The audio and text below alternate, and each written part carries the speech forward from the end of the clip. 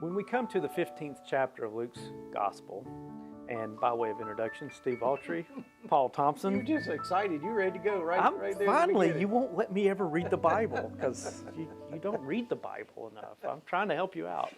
But when we get to that 15th chapter of Luke's Gospel, that this series is all about, it begins with grumbling, of all things. Have you ever heard people in church grumble? Grumble. Right. So it reminds me a little bit of in Exodus, and the people murmured against Moses. So we don't have any food. We don't have any water. Gosh, you're good at whining. I am. Right? Really, Wow. I'm a champion. You are the As best. My wife, my mom, my dad, anybody. Everybody. Everybody. You do it a little too well. I do. But let's start with the first two verses, and then we'll jump into there. So Luke chapter 15, verses 1 and 2. Now all the tax collectors and sinners were coming near to listen to him. And of course, that him would be Jesus. And the Pharisees and the scribes were grumbling and saying, "This fellow welcomes sinners and eats with them." What does that tell us about the mindset of the good religious people of the first century that gave Jesus so much grief?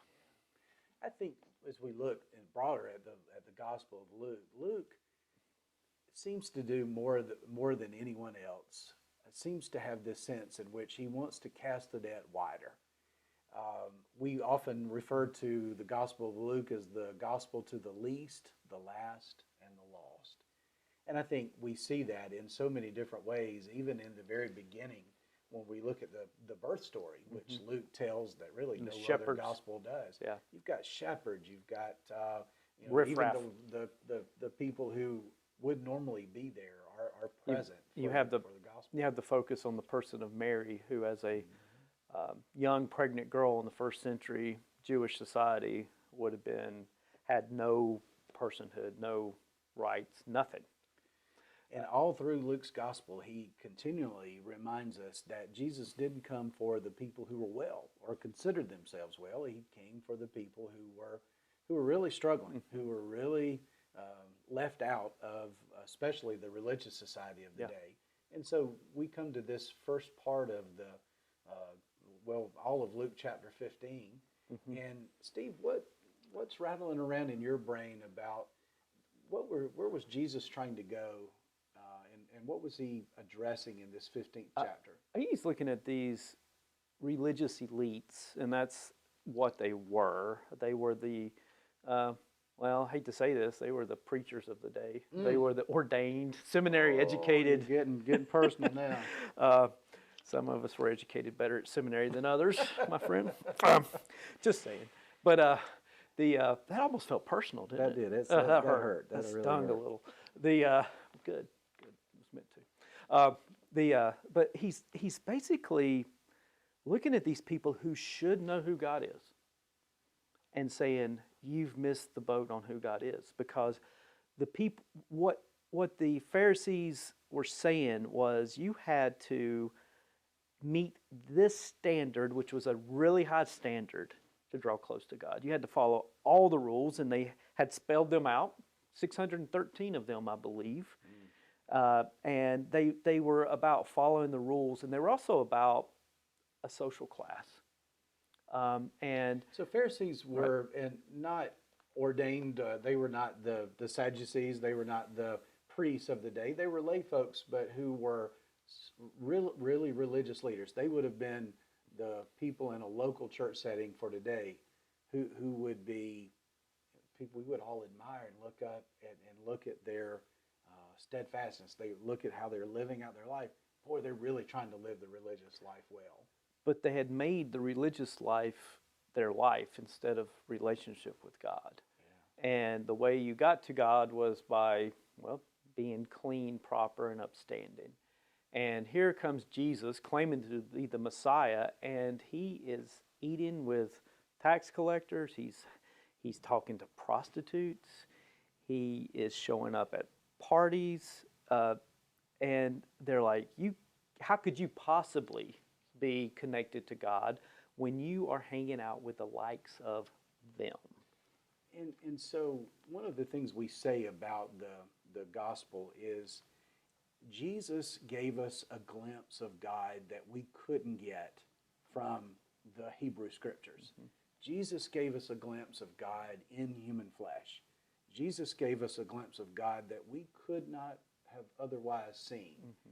And it's fascinating to me then that this becomes a real focal point in both Luke's gospel and other gospels, and sometimes in Paul's writings and other places, that God really wants to be revealed as someone who's not for the few, Right. but for the all.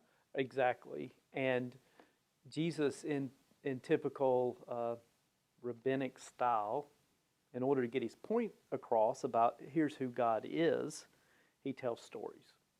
And so we are going to encounter in the course of this series 3 separate stories. And it's interesting to me that he uses this understanding of lost and found. And because he wants the Pharisees to know, but more importantly, I think he wants to know succeeding generations to know that God is the one that seeks out those who are farthest away from God. God actively pursues people. And so we've named this series Lost and Found because I think something deep within me resonates about that idea of being lost or something being lost that is of great value. Well, Jesus, being the great teacher he is, goes and starts where people are. Who can't relate to having lost something? Yeah. I can remember being in a grocery store one time with one of my girls, even forget which one it was, turning my head for that quick second, turning back around, no daughter there. That sheer terror that you feel about something like that. Even just for a moment. One of my daughters, she did a similar thing when we were in a department store. Do we still have department stores? I don't think we use that language but anymore. she actually just ducked into one of the clothes racks and there's a little open space. She thought that was a cool place to hang out because it was like a little fort. And so she just pushed her way in there and she was just hanging out. But I don't know. It felt like forever, but it was a few years off of your life. It was probably maybe 90 seconds that we didn't know where she was, and it was, gosh, I mean that's been 16 years ago, and I still remember that. And it's that idea of when something is lost that's precious, something that's lost that has deep value for us. We're gonna explore we'll obsess over it, right? That God is that God who, when we're lost, and we can talk a lot about what that means, but God will not stop. That God's obsessed with finding us. With finding us, and will not rest, will not stop until we are found. And that's a wonderful way to begin to think about this sermon series, the passion of God for the lost. Right, and so it's a great way, I mean, Jesus being the master teacher connects with that emotion. And so I challenge you to think about something that you've lost. Have you ever felt like, Paul and I had similar stories about having children who disappeared for a moment or two. And what we see in this is Jesus goes from illustrating things that are fairly benign.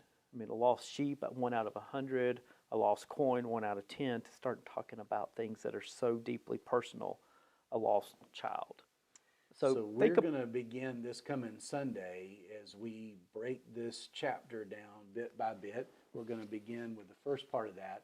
And I'm so grateful for Steve, grateful for the work of the people at Denver, grateful for the great folks that we have working at Huntersville who really have given this a lot of thought and ways that we could present and help this whole biblical image and idea come alive. I look forward to seeing you tomorrow, and I look forward to seeing you Sunday. Thank you.